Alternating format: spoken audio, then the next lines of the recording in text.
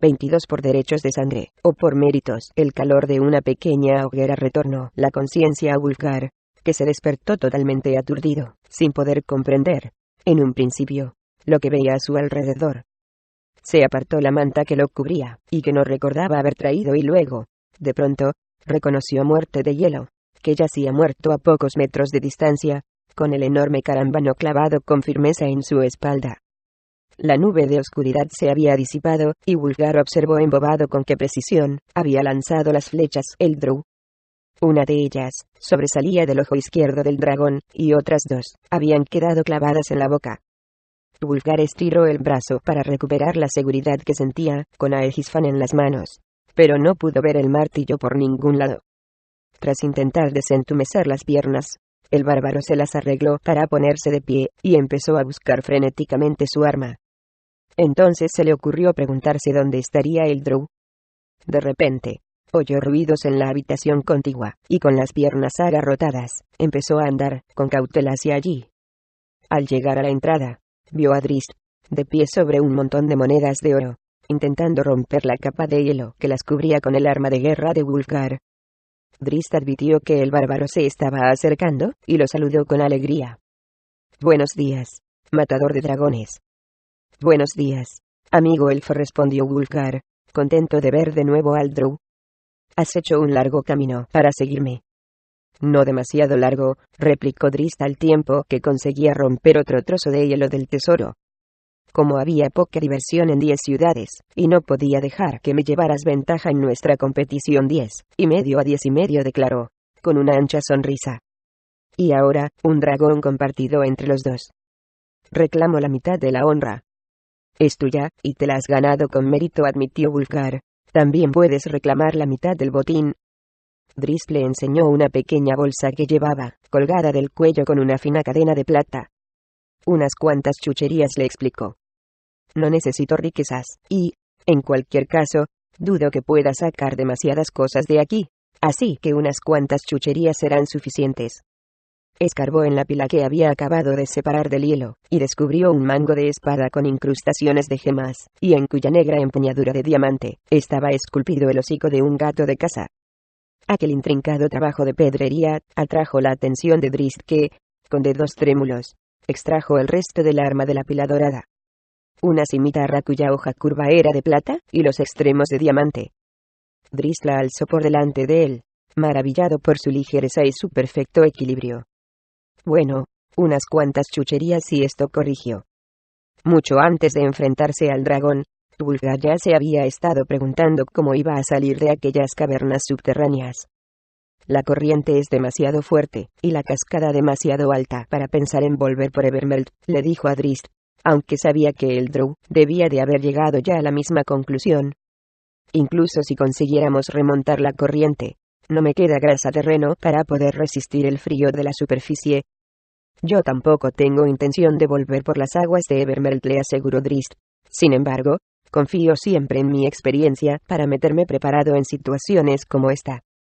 Así que traje la madera para la hoguera y la manta que eché sobre ti, todo ello envuelto en piel de foca. Y también traje esto», dijo mostrando un garfio de 3 puntas, y una cuerda ligera pero resistente que llevaba en la cintura. Ya había descubierto una ruta de salida. Drizzt señaló un pequeño agujero que había en el techo sobre sus cabezas. El carámbano que Aegisfan había lanzado sobre el dragón había arrancado parte del techo al caer. «No creo que pueda lanzar y afianzar la cuerda tan arriba, pero para tus poderosos brazos eso será un reto de poca importancia». «En otros tiempos, quizás sí», replicó Wulfgar. «Pero ya no me queda fuerza para intentarlo». El bárbaro había estado más cerca de la muerte de lo que creía cuando el aliento del dragón lo había alcanzado, y, con la adrenalina que había gastado durante la batalla, ahora sentía un frío punzante en su interior. «Creo que con las manos heladas y entumecidas no podré siquiera agarrar la cuerda». «Entonces, ponte a correr», le sugirió el Drow. «Deja que tu cuerpo helado se caliente a sí mismo». Wulfgar se puso a correr al instante, dando vueltas por la habitación, y forzando a la sangre a que circulara por las piernas y los brazos entumecidos. Al poco rato, empezó a sentir que la calidez interna de su cuerpo regresaba poco a poco. No tuvo que hacer más de 2 intentos para poder lanzar la cuerda y clavar el gancho en un pedazo de hielo de la superficie. Drizzt fue el primero en subir, y, gracias a su agilidad, no tuvo el más mínimo problema en llegar al exterior. Wulfgar acabó de arreglar las cosas en la caverna, recogiendo varias joyas y otras cosas que sabía que iba a necesitar, y, aunque tuvo más dificultades que el Drow para ascender por la cuerda, con la ayuda de Drizzt desde la superficie, consiguió llegar al exterior antes de que el sol se deslizara por detrás del horizonte. Acamparon junto a Evermeld, y, tras festejar su éxito con carne de venado, disfrutaron de un merecido descanso junto a los vapores cálidos de la charca. Antes del alba, se pusieron de nuevo en marcha, y empezaron a avanzar en dirección oeste. Caminaron juntos durante un par de días, con paso rápido, como el que les había conducido tan al este.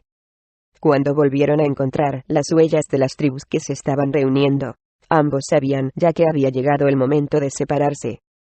Que tengas suerte, querido amigo, se despidió Wulfgar mientras se inclinaba a examinar las huellas. Nunca olvidaré lo que has hecho por mí. Hasta pronto, Wulfgar, respondió Drizzt con voz sombría. Deseo que tu martillo de guerra aterrorice a tus enemigos durante años. Se alejó sin volver la vista atrás, pero no pudo evitar preguntarse si volvería a ver a su compañero con vida de nuevo. Wulfgar se olvidó un instante de la urgencia de su misión para detenerse y reflexionar sobre sus emociones al ver por primera vez el gran campamento de las tribus que se habían reunido.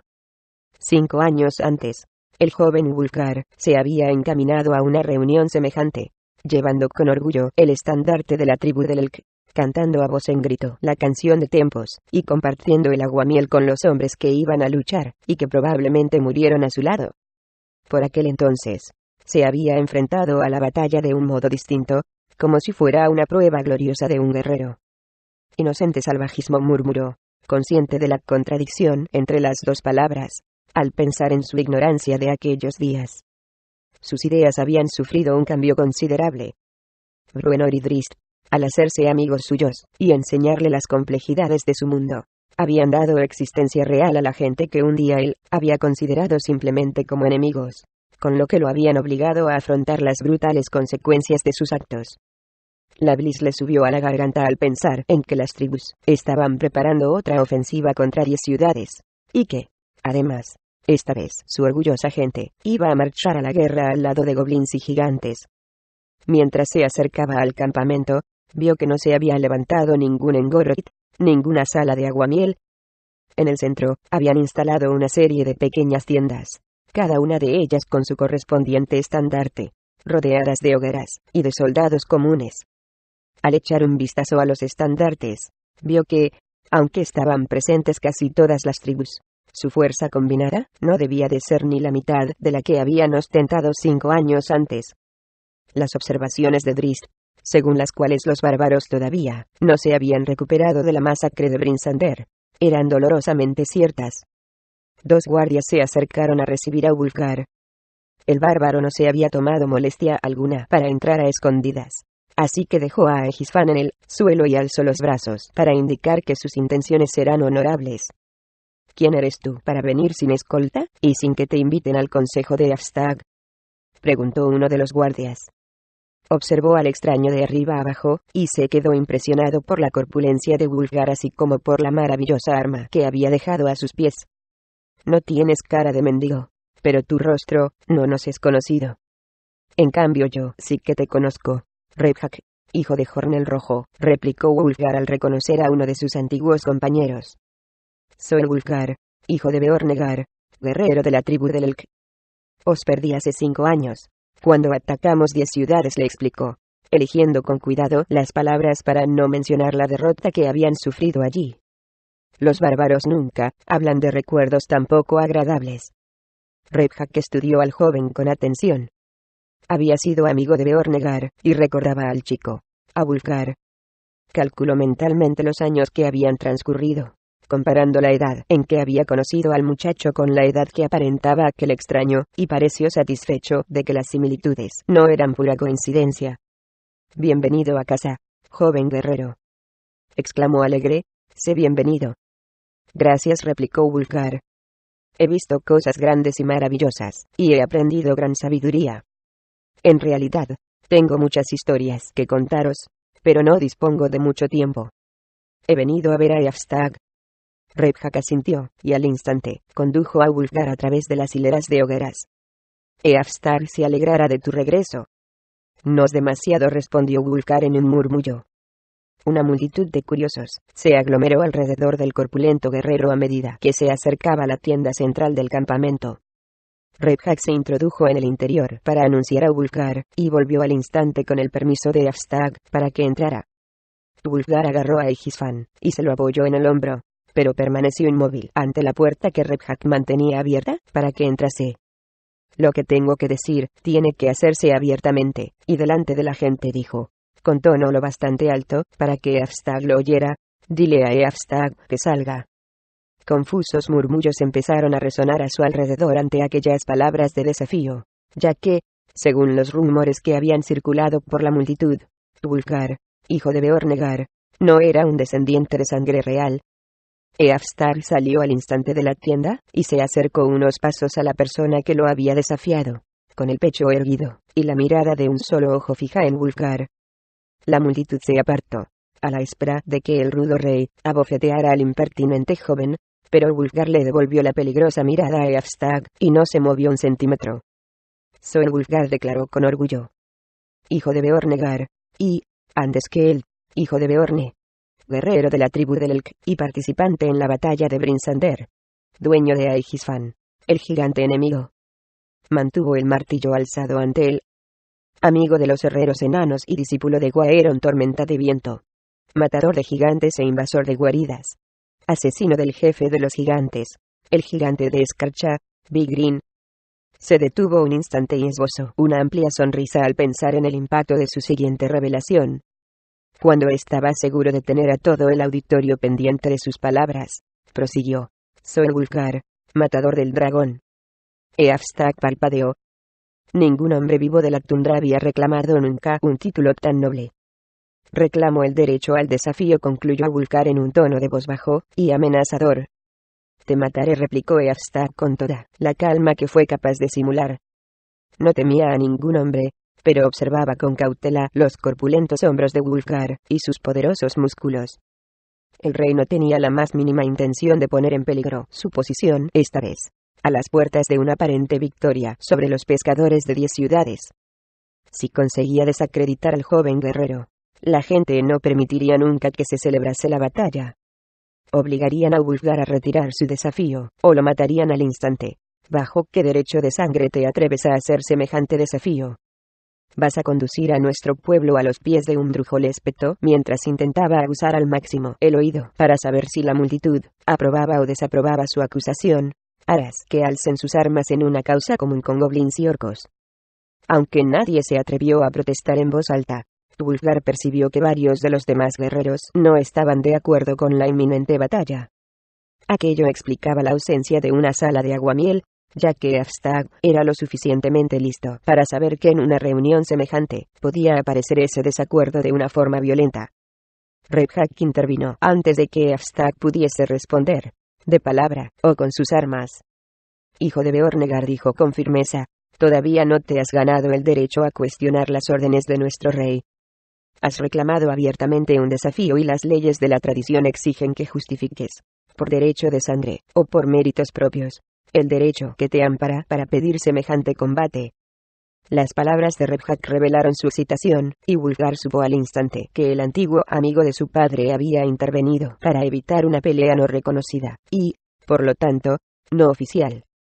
Era obvio que el anciano confiaba en que el soberbio joven pudiese cumplir con las exigencias. Y Wulfgar, en cierto modo, percibía que tanto Rebhak como varios otros esperaban que el desafío se llevara a cabo con éxito. Wulfgar echó los hombros hacia atrás y sonrió con confianza a su oponente, cada vez más convencido de que su gente estaba siguiendo el innoble proceder de Eafstag tan solo porque estaban atados al rey tuerto, y no podían desafiarlo para derrotarlo. Por méritos, declaró con el rostro sereno. Sin dejar de observar a Eafstag, extendió la manta que llevaba en la espalda, y, extrayendo 2 objetos en forma de espada, los lanzó a los pies del rey. Aquellos que estaban suficientemente cerca para verlos soltaron una exclamación al unísono, e incluso el impasible Eafstag palideció y dio un paso atrás. «No puede negarse el desafío», gritó Redhack. Eran los cuernos de muerte de hielo. El sudor frío que se deslizaba por el rostro de Eafstag demostraba su nerviosismo mientras limpiaba las últimas manchas de la cabeza de su enorme hacha. «Matador de dragones», murmuró entre dientes al portador de su estandarte, que acababa de entrar en la tienda. «Seguro que fue a topar con un dragón dormido». «Perdone, gran rey», exclamó el joven. «Redhack me ha mandado para que le diga que ha llegado el momento». «Bueno», se burló Eafstag al tiempo que deslizaba el pulgar por el canto afilado del hacha. «Tengo que enseñarle al hijo de Beornegar cómo se debe demostrar respeto a su rey». Los guerreros de la tribu del Elk formaron un círculo alrededor de los adversarios. Aunque aquel era un acontecimiento privado de los hombres de Eafstag, las demás tribus lo observaban con gran interés desde una prudente distancia. El ganador no iba a sostener ningún tipo de autoridad sobre ellos, pero sería el rey de la tribu más poderosa y dominante de la tundra. Redhack dio un paso para introducirse en el círculo, y se situó entre los dos oponentes. «Presento a Eafstag», gritó, rey de la tribu del Elk. Y siguió con la larga lista de méritos heroicos del rey tuerto. Eafstag pareció recobrar la confianza a medida que iban recitando su lista, aunque se sentía un poco confundido y furioso, porque Redhack hubiera elegido presentarlo primero a él. Colocó las manos en jarras, y paseó una amenazadora mirada por los observadores de primera fila, sonriendo cuando conseguía que apartaran la mirada, uno a uno. Intentó hacer lo mismo con su adversario, pero de nuevo sus tácticas de tirano no consiguieron intimidar en absoluto a Wulfgar. «Y presento a Wulfgar», continuó Redhack, hijo de Beornegar, y aspirante al trono de la tribu del Elk. Por supuesto, la lista de las hazañas de Wulfgar fue mucho más breve que la de Eafstag, pero el mérito final pareció equilibrar la balanza entre los dos. «Matador de dragones», gritó Redhack, y la multitud, que hasta el momento había permanecido en respetuoso silencio, empezó a murmurar sobre los rumores que corrían de que Wulfgar había asesinado a muerte de hielo. Redhack observó a los dos adversarios, y salió del círculo. El momento de honor había llegado. Empezaron a dar vueltas alrededor del círculo, observando y midiendo al otro en busca de indicios de puntos débiles. Wulfgar percibió la impaciencia que reflejaba el rostro de Eafstag, un defecto propio de los guerreros bárbaros, y comprendió que él hubiera actuado del mismo modo a no ser por las lecciones de Drizzt Do'Urden. Miles de toques humillantes de las cimitarras del Drow le habían enseñado que el primer golpe no era ni mucho menos tan importante como el último. Al final, Eafstag soltó un gruñido, y atacó.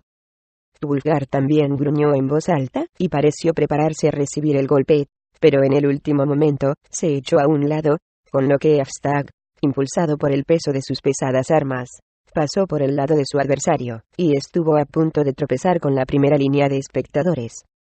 El rey tuerto se recuperó con rapidez, y volvió a la carga, doblemente enfurecido, según le pareció a Wulfgar. Eafstag había sido rey durante muchos años, y había participado en innumerables combates, por lo que era evidente que, si no hubiera sido capaz de adaptar sus técnicas de ataque según su oponente, habría muerto mucho tiempo antes. Volvió a abalanzarse sobre Wulfgar, fingiendo que actuaba fuera de control como la primera vez, pero, cuando el bárbaro se apartó de su camino, se encontró con la enorme hacha de Eafstag que lo estaba esperando. El rey tuerto, previendo los movimientos del joven, había trazado un movimiento lateral con el arma, con lo que le hizo un corte a Wulfgar desde el hombro hasta el codo. El guerrero reaccionó con rapidez, y lanzó a Egisfan a la defensiva para detener posibles ataques similares. Aunque tenía poco espacio para balancear su arma, el objetivo estaba muy cerca, y el poderoso martillo hizo dar un paso atrás a Eafstag. Wulfgar se detuvo un instante para examinar la sangre que le emanaba de la herida. Podría continuar luchando.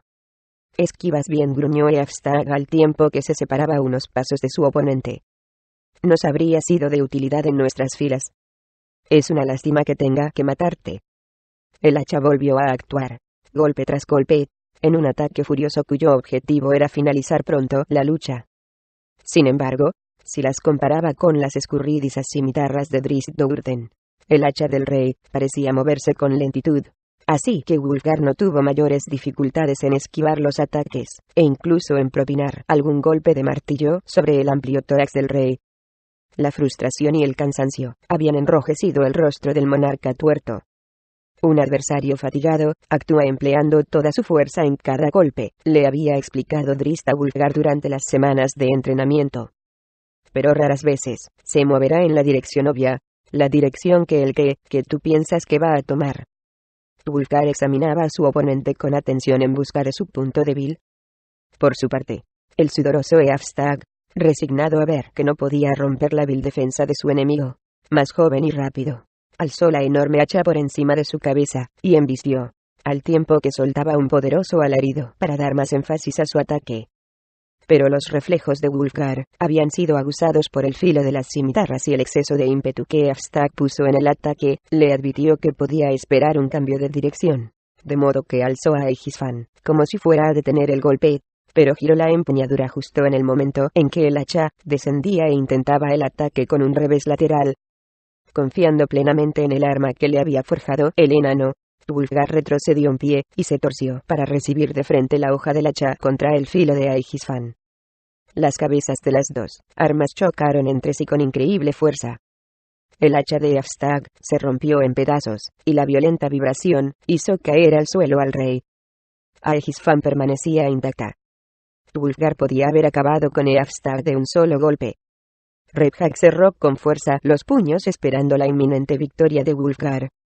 No confundas nunca el honor con la estupidez, le había dicho Drizzt a su alumno tras el error que había cometido con el dragón. Sin embargo, Wulfgar quería algo más de esta batalla que ganar simplemente el liderazgo de su tribu.